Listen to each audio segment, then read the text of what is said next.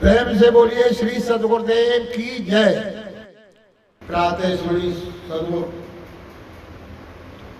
कबीरदेव मेरे हृदय मंदिर के आराध्य परम पूज्य स्वर्णदेव माँ वसुंधरा की गोद में खेलते हुए होना नन्हे प्यारे बच्चे। देखो अभी सत्संग के माध्यम से आपको समझना होगा कि सत्य असत्य किसे कहते हैं। न हम सत्य को समझ पाते न असत्य को समझ पाते। असत्य किसे कहते हैं? असत्य का कारण होता है सत्य। हम समझे कि सत्य है क्या चीज जो हमारे से छूट जाती है, हमारे से बिछड़ जाती है, ये क्या है? यही तो माया हमने मानी। तो माया क्या है? ये असत्य है।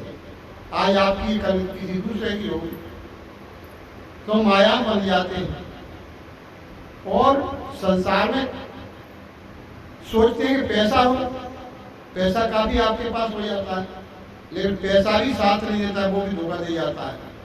ये भी सत्य नहीं। अब आप कहोगे सत्य नहीं तो इससे हम संसार की सौदा खरीद लेते हैं, खाने पीने की वस्तु खोज लेते हैं, वो खाने पीने की वस्तु खोज लेते हैं और खरीद भी लेते हैं खोज करके।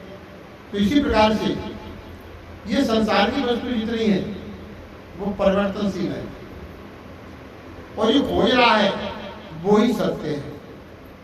तो हम खोज रहा है उस पर तो विचार कर नहीं पाते हैं और खोजी हुई चीज पर विचार करते हैं कि यही मेरी है और मेरी में भूल जाते हैं। लेकिन जो कह रहा है मेरी उसको उसमें टक जाते हैं मेरी कहने में। तो जो मेरी बंधन माना ये बंधन बन गया और मेरे कहने वाला है वो सत्य था, लेकिन कहने वाले को तो भूल गए। मैं और मोर तोर में माया, मैं मेरी में तेरा मेरे में, ये हम भूल गए। यही तो माया बन गई। तो संसार में आज तक किसी को सुख नहीं मिल पाया, लेकिन संसार में सोचते हैं कि सुख मिलेगा, लेकिन सुख नहीं मिला। तो हम हताश होकर के और फिर परेशान होकर के पीड़ा हमको झेलनी पड़ रही है और पीड़ा में आदमी व्यक्ति मर जाता है। अपने ही आप को दुख देते हैं, पराया कोई दुख नहीं देगा। जो आपने माना है वही दुख देगा। तुमने अपना बच्चा माना है वही आपको दुख देगा। आपने बेटी मानी आप वही दुख देगी, पत्नी मानी वही दुख देगी, पति माना वही दुख देगा, संसार के लोगों को माना वही दुख देंगे।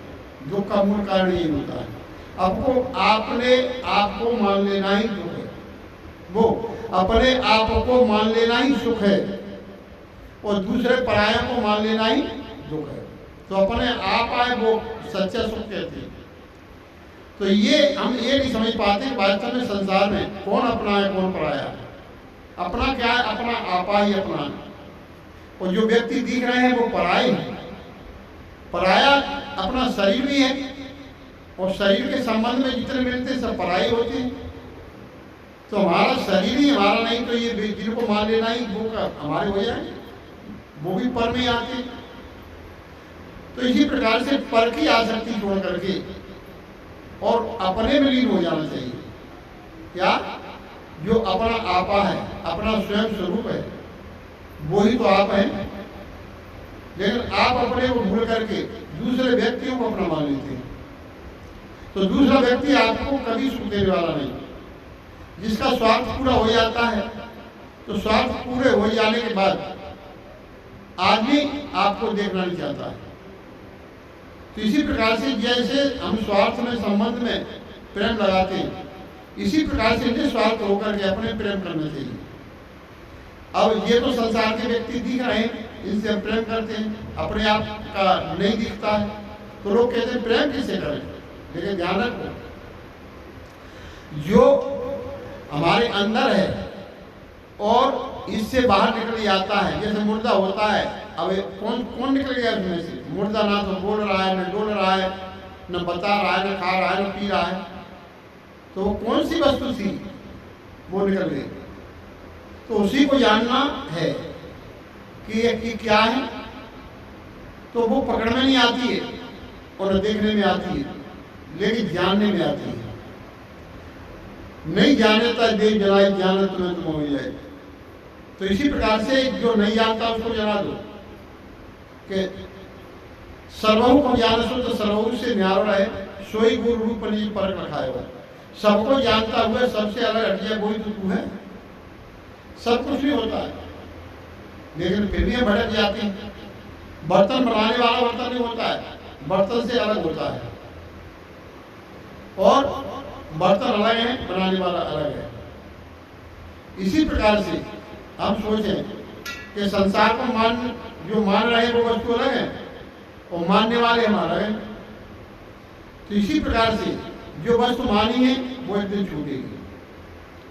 किसी चीज को मान लो वो एक दिन छूटेगा, बिछोड़ा हुआ आपको दुख होगा। माना जाता मन के द्वारा और जाना जाता हृदय से विवेक के द्वारा। तो विवेक के द्वारा जानो कि हम ही हमारे ना कोई हमारा। आपका क्या है, आप ही अपने हैं और संसार में आपका कोई दूसरी वस्तु है ही नहीं। तो इसी प्रकार से दूसरी वस्तु का त्याग करके और अपने आप को समझ करके अपने आप में निष्ठावान हो जाना चाहिए, अपने स्वरूप में स्थिर हो जाना चाहिए। वही आपकी आमदनी है, वही आपकी पूंजी है। अगर वो पूंजी होगी तो फिर कुछ होने वाला नहीं। तो उस पूंजी को नहीं भूलना चाहिए, तभी आपका कल्याण होगा। प्रेम से बोलिए श्री सद्गुरुदेव की जय।